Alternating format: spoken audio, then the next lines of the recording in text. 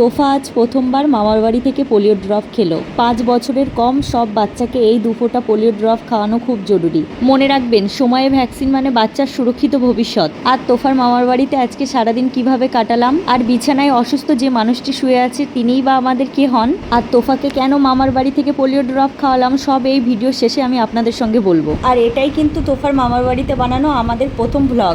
আর তোফা polio খাওয়ার সময় যা কাণ্ড করেছিল সেই সব কিছু জানতে হলে ভিডিওটি স্কিপ না করে পুরোটা দেখতে থাকুন।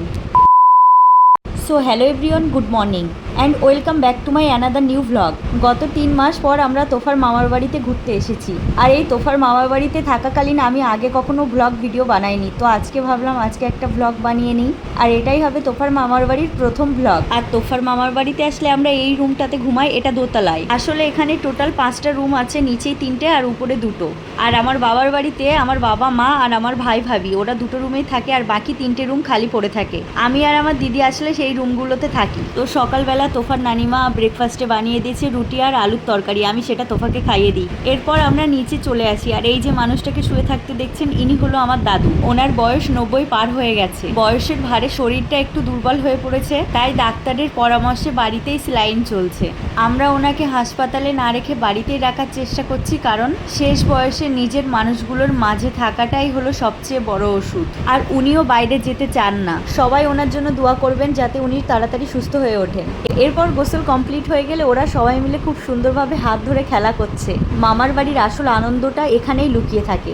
ওদেরকে দেখে আমার ছোটবেলার কথা মনে পড়ে গেল। আমরাও যখন মামার বাড়িতে যেতাম তখন খালাতো বোন মামাতো বোন সবাই মিলে কতই না আনন্দ করতাম, কিন্তু সময়ের সঙ্গে সঙ্গে সব পরিবর্তন হয়ে গেছে। এরপরেই দুপুরে আমরা সবাই খেতে বসি, আর খেতে বসতেই দেখি বাইরে হঠাৎ ঝমঝমিয়ে বৃষ্টি শুরু হয়ে গেছে। আর এই যে তোফার পাপাও কিন্তু চলে এসেছে। ও আমাদেরকে 1 সপ্তাহ আগে এখানে রেখে বাড়িতে চলে গিয়েছিল, ও বাড়িতেই ছিল, তাই আজকে ফোন করায় ও বাড়ি থেকেই এসেছে। আর আজকে মেনুতে ছিল ফ্রাইড রাইস, সাথে আলু ভাজা, ডিম ভাজা, পটল ভাজা, মাছ ভাজা, ছোলার ডাল, আলু কষা, 2 রকমের মাংস, স্যালাড, কোল্ড ড্রিঙ্কস। এরপর খাওয়া দাওয়া কমপ্লিট করে আমি তোফাকে একটু আইসক্রিম খাওয়াতে বসে যাই। আর ও যে কি দুষ্টু তার প্রমাণ আপনারা এই ভিডিওতেই দেখতে পাচ্ছেন। খাটের উপরে দাঁড়িয়ে জানালা দিয়ে বাইরে হাত বার করে বৃষ্টি ধরার চেষ্টা করছে।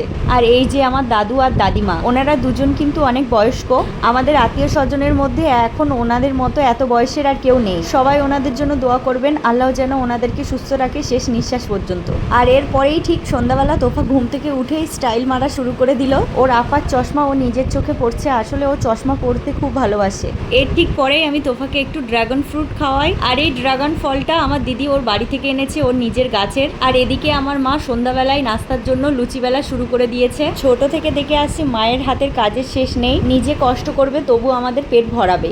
মা মানেই তো শান্তি, তাই না? আর এর ঠিক পরেই সেই ঐতিহাসিক মুহূর্তটা তৈরি হয়, মানে তোফাকে পোলিও খাওয়াতে আসে। আর তখন তোফা যে হাত পা ছুটছিল, মনে হচ্ছিল যেন আমাদের লাগলে আমরা পৃথিবী থেকে বেরিয়ে মঙ্গল গ্রহে পৌঁছে যাব। আসলে আমি বাড়িতে ছিলাম না। তোফার পাপার কাছে হেলথ সেন্টার থেকে ফোন করে বলল তোফাকে ওপিভি বুস্টার ডোজ খাওয়াতে হবে। তো বাড়িতে না থাকায় আমি এখান থেকেই খাইয়ে নিয়েছি। আর এরপরেই তোফার মামা মোগলাই চাউমিন নিয়ে হাজির। আর তোফার মামা তোফাকে খাইয়ে দেওয়ার চেষ্টা করছিল, বাট আমার তোফা তো খাবেই না। আর এই যে দেখুন 1 গামলা পাট শাক। আর আমার তোফা যে এত দুষ্টু, সেগুলো নিয়ে হাত দিয়ে চারিদিকে ছড়িয়ে দিচ্ছিল বারবার। এই বছর এই প্রথমবার আমি পাট শাক খাবো। কে কে পাট শাক খেতে ভালোবাসেন কমেন্ট করে জানাবেন। তো এরপর দেখলাম আবার বৃষ্টি শুরু হয়ে গেছে। তো ভিডিওটি আমি আজ এখানেই শেষ করছি। ভালো লাগলে লাইক দিয়ে পাশে থাকবেন। দেখা হচ্ছে নতুন কোনো গল্প নিয়ে। টাটা।